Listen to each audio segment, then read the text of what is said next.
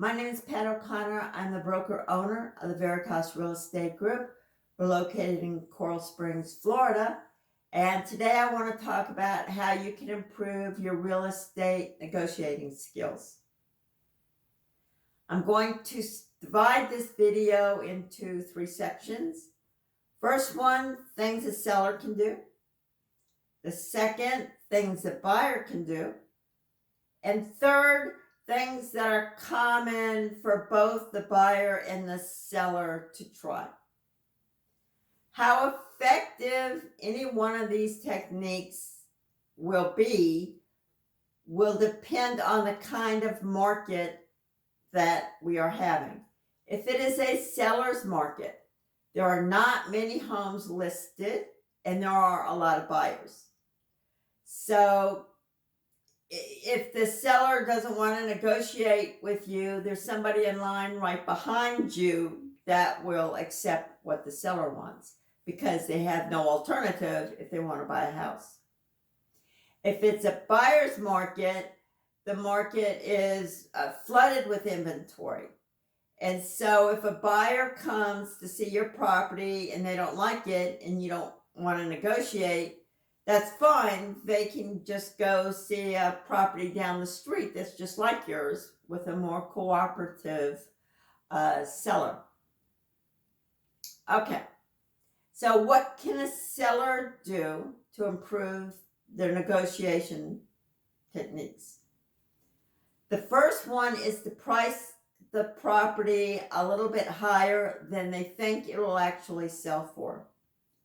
A lot of people enjoy the bargaining, and if they get the property for what they offer, they often feel like they've been cheated and they offered too much.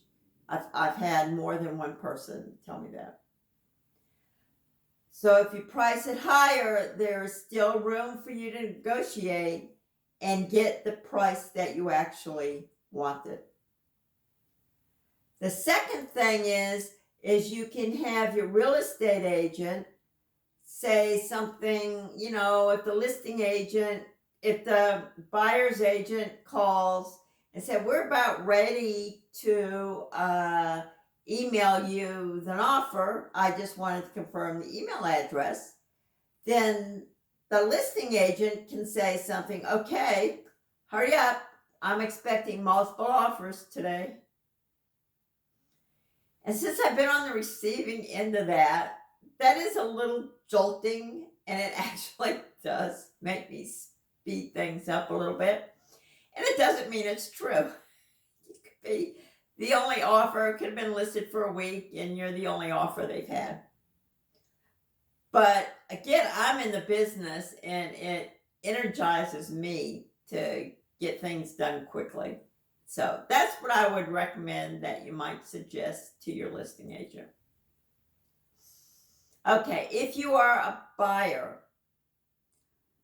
and you're a buyer's agent and your buyer has a compelling reason or a compelling life story to want that particular house, have them write a letter. I know a woman told me not too long ago, she was a nurse. And I was in there for colonoscopy. We were just chatting, and she was a nurse there. And so we started talking about real estate. And she had told me that she recently sold a property for much less than the other offers because the woman had written a note saying that she was a nurse. She didn't make a whole lot of money, but she loved this house. And she got that house. So maybe you have a buyer that grew up in that neighborhood or that has family that lives nearby. Anything unique about that particular buyer for a reason why they want that house. Have them, put it down. Or maybe they're just a hardworking first responder, don't have a lot of time to go looking at a lot of properties. We really like this. We would like it, Have them write the letter and submit it with the offer. Okay. If you're planning on making an as-is contract, and in a seller's market, that's pretty much the standard. They don't want to be obligated to contribute toward home repairs. But it doesn't mean they won't negotiate for repairs. But you're going to make an offer before you have a home inspection.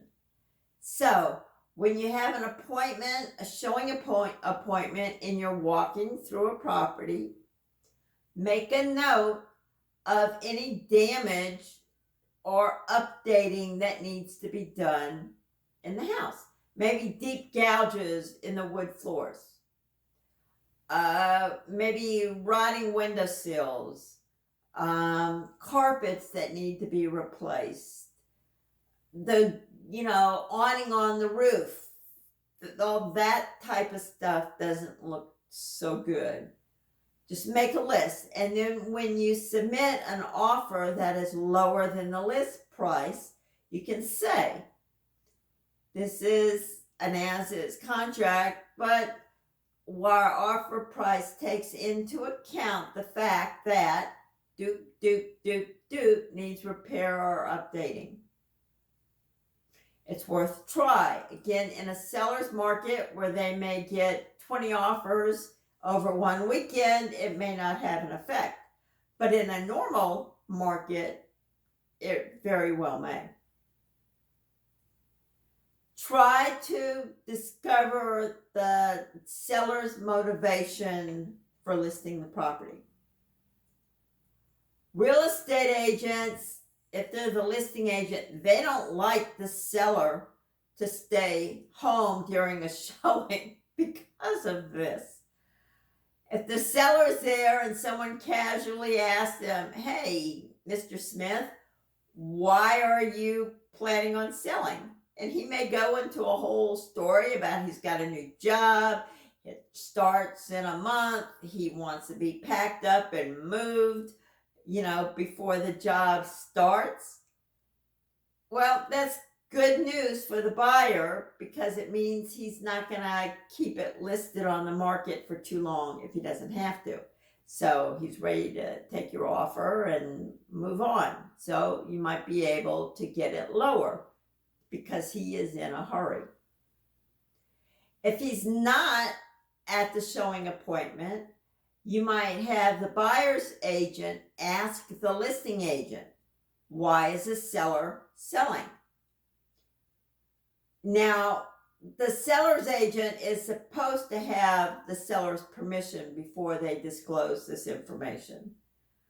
But they may not know that, and they may tell you, or they may have already discussed it with the seller, and the seller will say, sure. And in some MLSs, it'll say seller motivated. So I hope like heck the seller gave him permission to do that.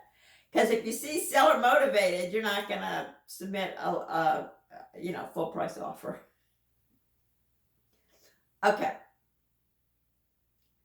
So try to find out the reason why the seller is selling. Next thing, if it is not a seller's market, if it's a normal market or a buyer's market that's flooded with other properties, have your agent request seller concessions on the offer. And different types of loan products have different maximum amount that a seller can contribute towards your closing costs. Could be 6% of the loan amount. It could be 4% of the loan amount. Have the agent check with the mortgage broker and see what's possible before you do the offer. Or they can Google it. Okay. So things that both the buyer and the seller can work on. Don't rush to accept a counteroffer unless you truly believe there's 20 other offers coming in. Okay, so in a normal market, make them sweat a little bit. If they make the offer, the counteroffer on the original contract, it will say maybe 24 hours for acceptance, 48 hours. Again, from personal experience, as that clock ticks, both sides get a little more anxious. Are they going to accept it? Are we going to accept it? So tension's not a bad thing during negotiations. Keep it cool. It is not a good idea to have the seller call the buyer or the buyer call the seller. Let the real estate agent be the middle person, because then you're not getting as involved in the personalities of either party. You're kind of like Switzerland, although your commission depends on, you getting the sale done.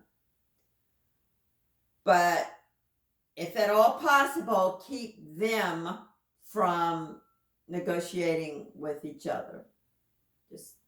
You want not really a neutral third party, but hopefully a third party who's been around the block a few times. Although you can still get pretty ticked off with some of this. It's been 20 years. So you can still get ticked off with some of it, but probably not as much as a buyer and seller might at each other's throats. Listing agents can tend to get a little bit heated with each other.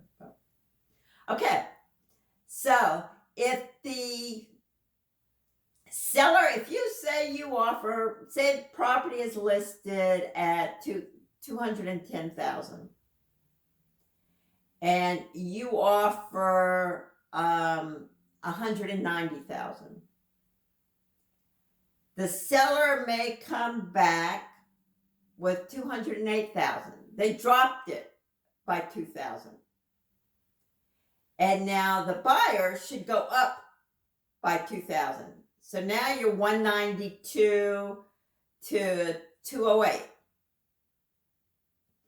The seller may come back again and drop it another $2,000. So they're $206. Buyer comes up to $194. So now they're $8,000 apart, if I calculated this right. Maybe I didn't. But once you get to the point, whatever they come down, buyer goes up. And so you're coming back and forth, the conversation's still alive. Then finally, one side, as you get closer, can say, split the difference. So it was listed for $210. The initial offer was $190. You can probably figure out splitting the difference. It's going to end up to be $200,000.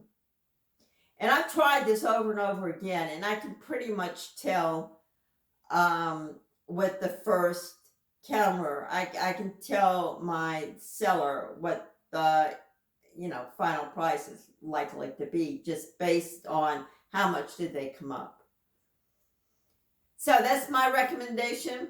Again, seller comes down 2, buyer goes up 2, seller comes down 2 more, buyer goes up 2 more, and then, okay, we're tired of this, let's just split the difference.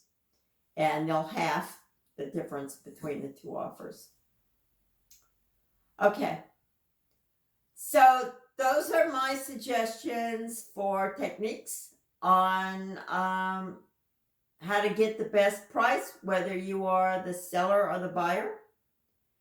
Again, the buyer should have the financial. Don't start all this negotiating if you don't have the approval letter from the lender yet, right?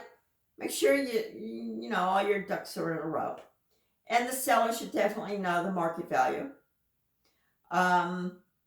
So that's it. It looks like right now we are in June of 2022, and we do have prices starting to come down and more inventory coming on the market. So good news to have a normalization starting of the real estate market. All right, I will see you next week. Bye.